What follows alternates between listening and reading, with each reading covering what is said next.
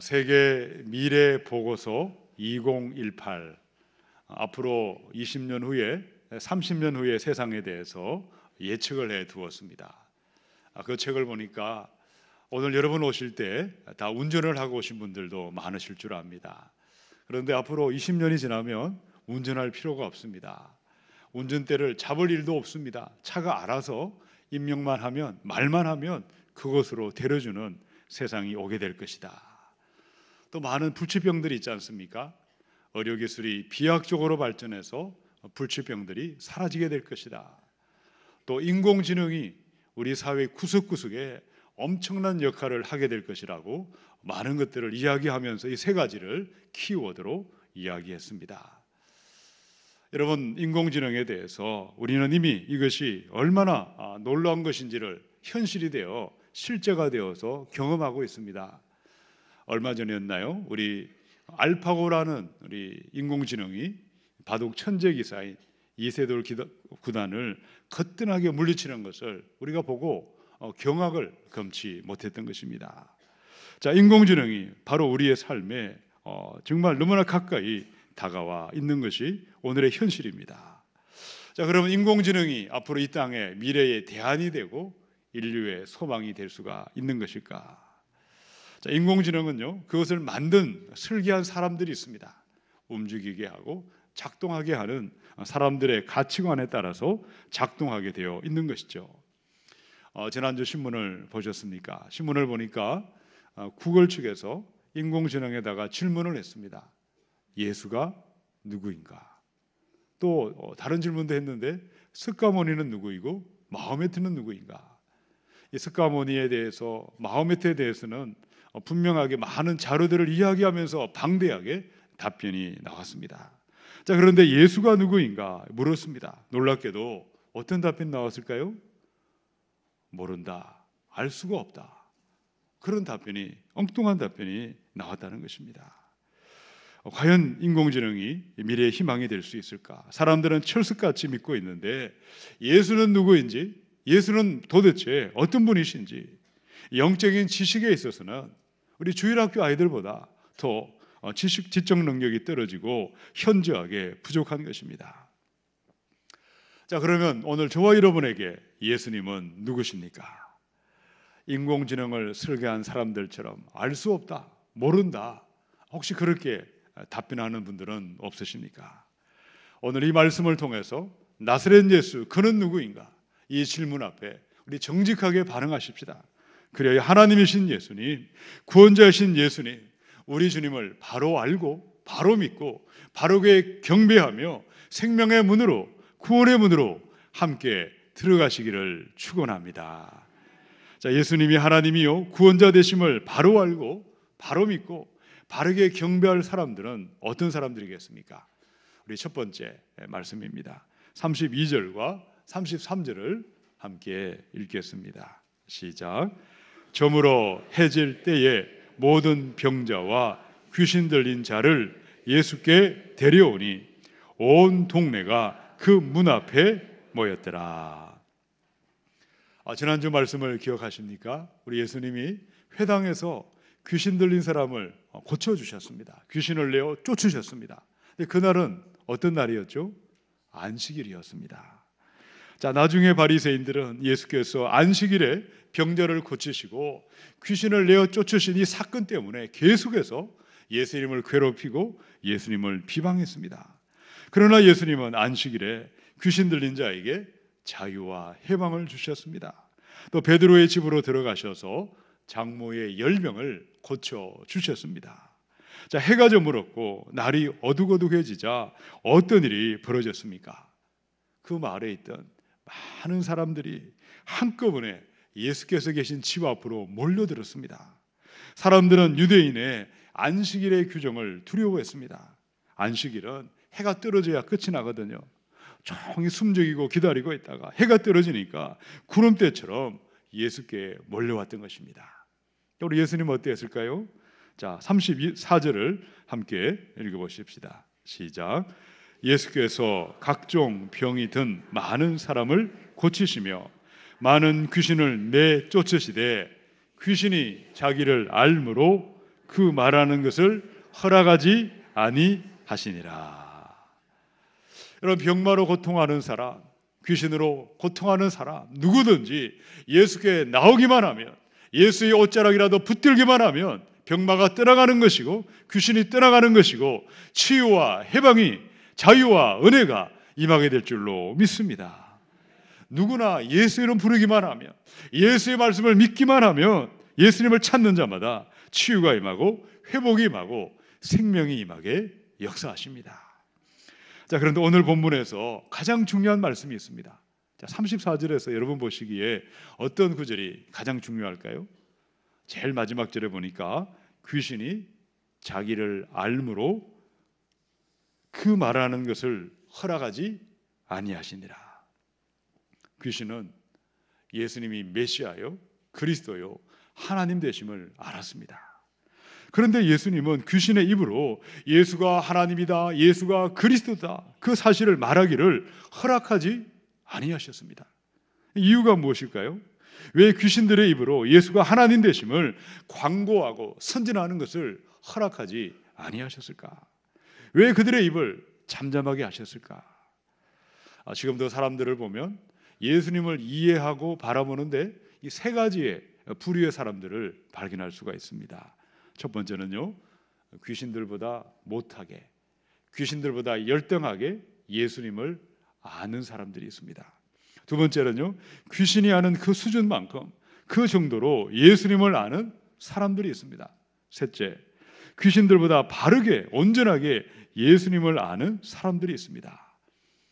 첫 번째, 귀신들보다 너무나 수준이 떨어지게, 귀신들도 알고 있는데 그보다 못하게 예수님을 아는 사람들은 누가 있었습니까?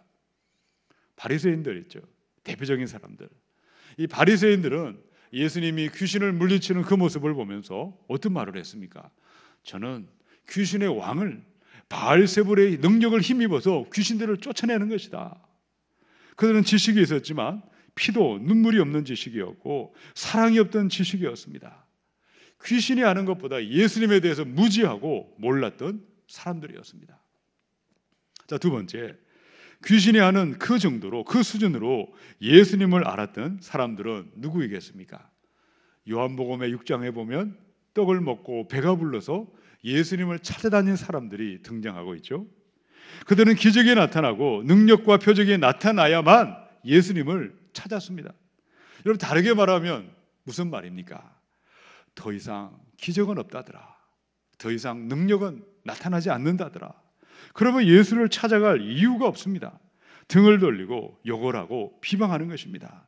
너무나 많은 사람들이 자신의 목적과 자신의 야망과 내가 원하는 그 무엇을 위해서 예수님을 찾고 찾았습니다.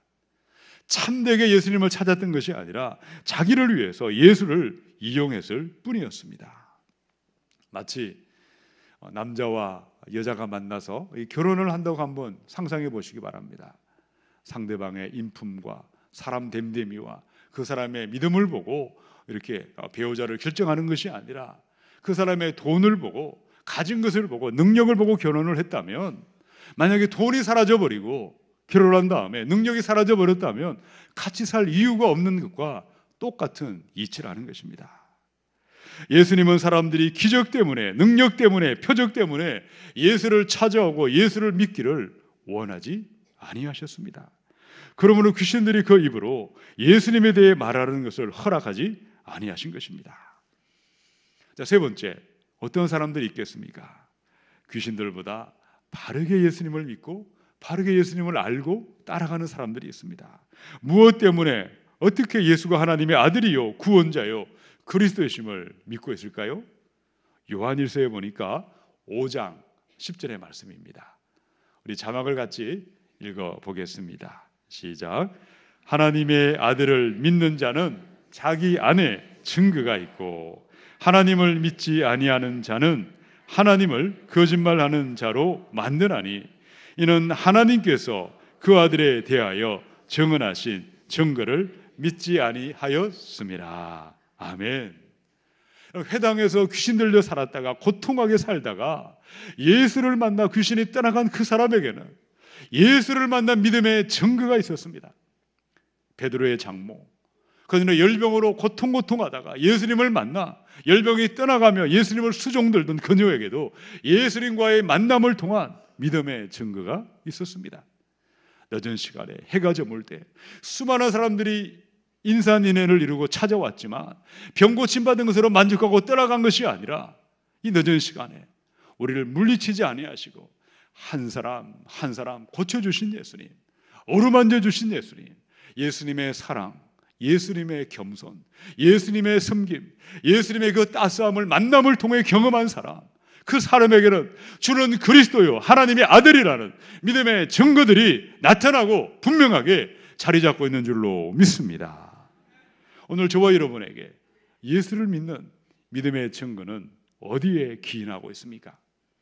바리새인들처럼 우리가 머리와 지성과 이성으로는 알고 있지만 사랑이 없는 냉랭한 마음으로 그 모습으로 예수님을 바라보고 있지는 않으십니까?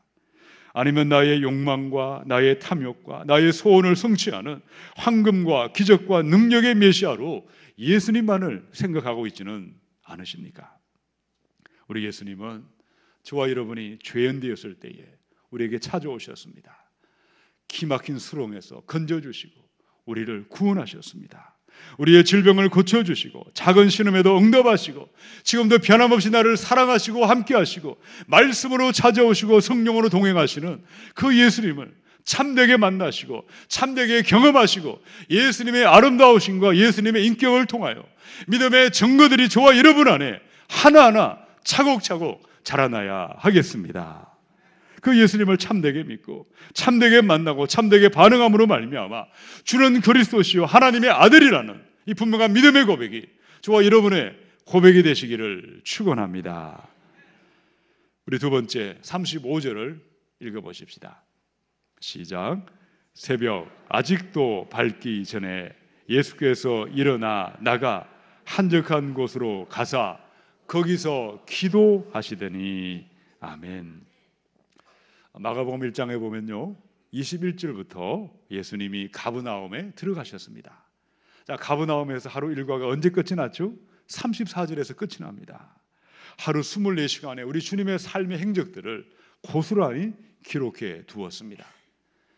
회당에 들어가셔서 말씀을 가르치셨습니다. 그리고 귀신 들린 자를 귀신을 내어 쫓으셨습니다. 회당을 나오셔서 베드로의 장모의 집으로 들어가서 열병을 또 고쳐주셨습니다. 그 늦은 밤에 많은 사람들이 찾아왔을 때 그들을 일일이 고쳐주시고 그들에게 안수하시고 만져주셨습니다. 그리하여 하루 해가 저물었고 캄캄한 밤이 지나고 35절이 되었습니다. 다음 날 이런 새벽에 아직 날이 밝기 전이었습니다. 자, 예수님의 모습이 어떠했습니까?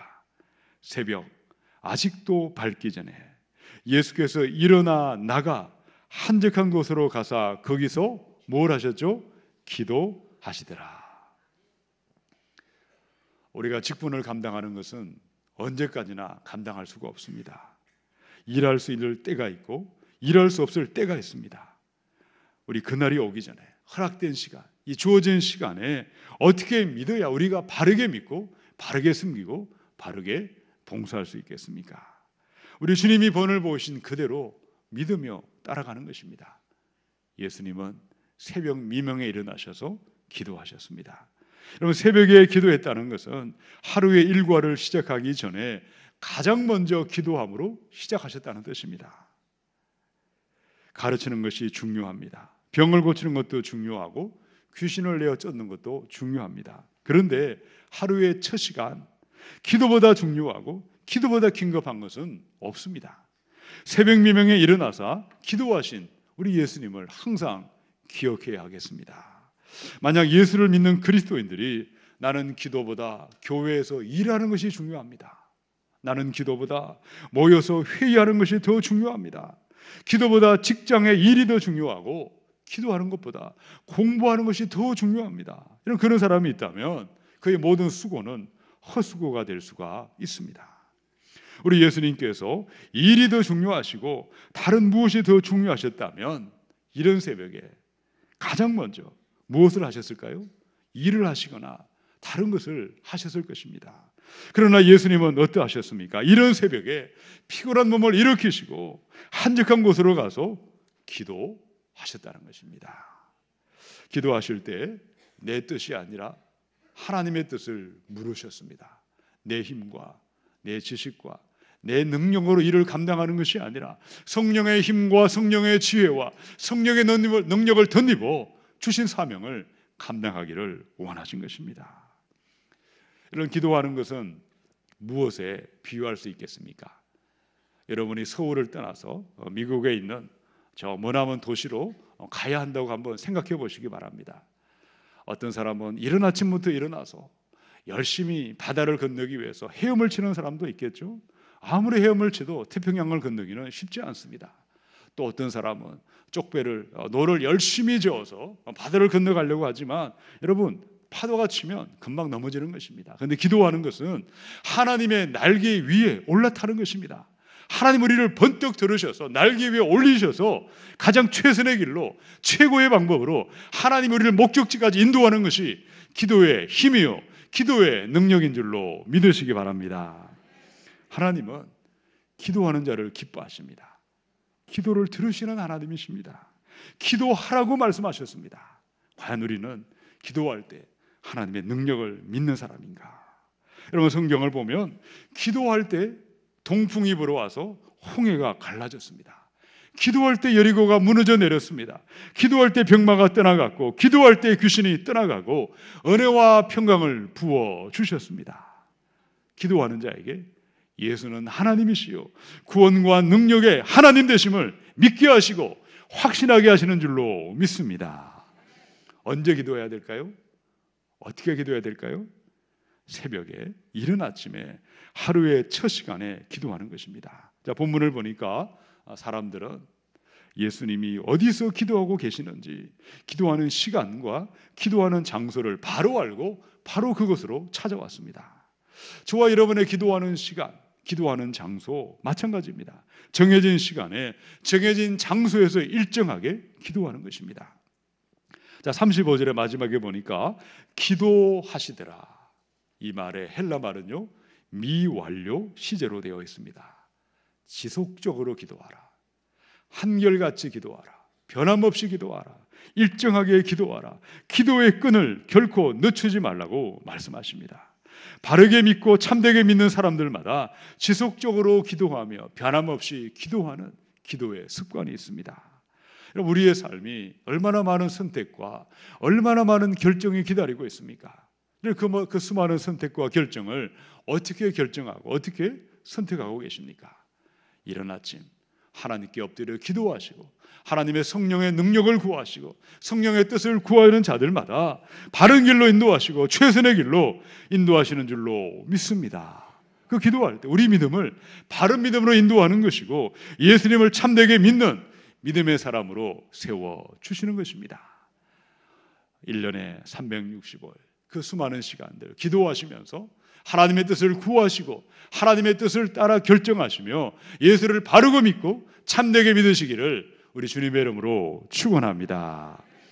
우리 세 번째 36절과 37절을 읽어보십시다. 시작. 그와 함께 있는 자들이 예수의 뒤를 따라가 만나서 이르되 모든 사람이 주를 찾나이다. 아멘. 예수님은 기도하시면서 하나님과 교제하셨습니다. 기도하시면서 하나님의 뜻을 물으셨습니다. 그러므로 예수님에게 기도가 가장 중요하셨습니다. 새벽 미명에 일어나셔서 만사를 제쳐놓고 기도하는 곳으로 나아가신 것입니다.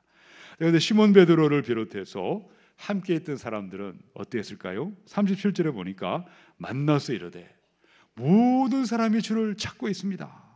이런 기도하지 않는 사람, 기도 없는 사람, 그들은 예수님이 중요한 것이 아니라 사람들이 열광하고 환호하고 박수를 치고 소리치고 세상의 인기와 영광과 자랑과 세상의 그 모습이 더욱더 그들은 크다랗게 눈에 보였다는 것입니다. 여전히 많은 사람들이 기도를 소중하게 생각하지 않습니다. 내 기도하는 그 시간, 그때가 가장 귀하다. 그 찬양은 은혜 입지 않고는 그 기도의 맛을 깨닫지 않고는 결코 알 수가 없는 신앙의 신비요 비밀인 것입니다. 많은 사람들은 세상의 칭찬과 영광과 세상의 화려한 것들이 예수님보다 더 귀하고 더 중요하게 여기고 있습니다. 그들의 마음은 언제나 세상의 것들로 분주하죠. 기도할 시간이 없습니다. 사람들을 만나 회의할 시간은 있지만 주님의 임재 앞에 나아가 무릎 꿇는 시간, 새벽 미명에 일어나 하나님께 엎드리며 하나님을 바라보며 하나님의 임재 가운데 머무는 시간은 없습니다. 사실은 시간이 없는 것이 아니라 그럴 마음이 없는 것입니다. 자, 기도 없는 믿음은 바른 믿음으로 자라날 수 없습니다. 이기심과 탐욕과 자신만을 위해서 예수님을 따라갈 수밖에 없습니다. 그러나 기도할 때 하루의 첫 시간 하나님의 뜻을 묻고 엎드릴 때에 사람의 칭찬과 사람의 영광에도 흔들리지 않습니다. 사람의 비방과 사람의 온갖 조롱에도 흔들리지 않습니다. 바르게 믿고 참되게 믿고 우리 주님께 영광을 돌리게 하실 줄로 믿습니다. 우리 38절을 읽어보십시다. 시작. 이르시되 우리가 다른 가까운 마을들로 가자.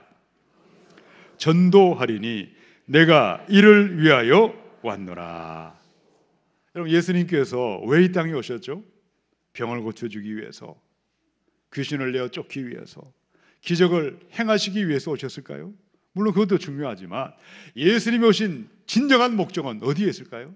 38절에 분명하게 말씀하셨죠. 우리가 다른 가까운 마을들로 가자. 거기서도 전도하리니 내가 이를 위하여 왔노라. 복음을 전하시고 전도하시며 선포하기 위하여, 그리하여 귀신도 알고 있는 하나님, 예수님은 하나님이시요 그리스도십니다. 이 말씀을 온 세상이 알게 하고 온 천하 만민이 믿게 하기 위하여 이 땅에 오셨습니다. 가버나움 땅에 해가 지고 또 날이 밝아오고 사람들은 여전히 분주하게 일어나 부지런하게 활동하며 살았을 것입니다. 그러나 예수가 누구신지, 예수님이 왜 오셨는지, 예수님을 참되게 만나지 못했다면 해가 지고 또 날이 밝아와도 그들의 모든 수고는 헛수고하며 살아가는 것입니다. 여러분, 지금도 마찬가지입니다. 너무나 많은 사람들은 해가 지며 또 날이 밝아오고 있지만 예수님이 누구신지, 왜 오셨는지 귀신조차 알고 있는 예수는 하나님이시요 그리스도라는 이 복음의 소식을 듣지 못하고 알지 못하고 살아가고 있습니다. 이 시간 저와 여러분에게 한번 물어보십시다. 나는 과연 예수님이 하나님 되심을 믿는 사람인가? 예수의 말씀은 생명의 말씀이요, 예수의 말씀은 우리에게 영원한 삶으로 인도하는 말씀임을 믿는 사람인가? 재림주로 심판주로 다시 오심을 믿는 사람인가? 과연 나는 믿음이 있는지를 돌아보아야 하겠습니다. 우리 항영지 목사님이 돌아가시기 전에 후배 목사님들이 찾아가서 우리 후배들에게 남길 말씀을 남겨달라고 그렇게 부탁을 했습니다. 항영지 목사님께서 이 말씀을 하셨다고 합니다. 목사님들, 예수님 잘 믿으시기 바랍니다. 예수님을 잘 믿으시기 바랍니다. 여러분, 예수를 믿지 않는 목사님들도 너무나 많습니다.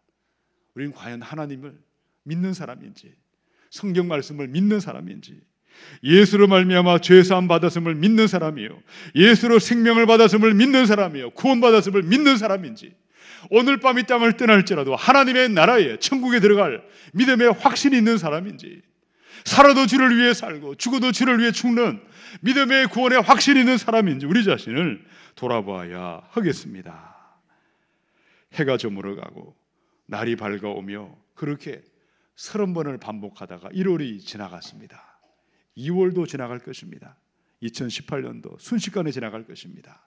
해가 지고 다시 해가 떠오르고 계속해서 흐르는 세월 가운데 귀신조차 알고 있는 예수는 그리스도요, 예수는 하나님이십니다. 이 말씀을 온 천하 만민이 알 수 있도록 복음을 담대하게 전하시고 힘차게 선포하시다가 우리 주님을 만나는 저와 여러분이 되셔야 하겠습니다. 믿는 것도 아니라 안 믿는 것도 아니고 차지도 아니하고 더 없지도 아니한 그런 믿음이 아니라 정말 예수는 하나님이시오 살아계신 분이시오, 지금도 성령으로 함께 하시며 다시 오실 구원자가 되시고 심판주가 되시고 예수의 말씀은 살아있는 말씀으로 참되게 믿음으로 말미암아 입을 열어 예수는 그리스도의 구원자가 되심을 담대하게 전하고 선포하시다가 우리 주님을 만나시는 참되고 바른 믿음의 사람이 되시기를 주님의 이름으로 축원합니다. 함께 기도하겠습니다.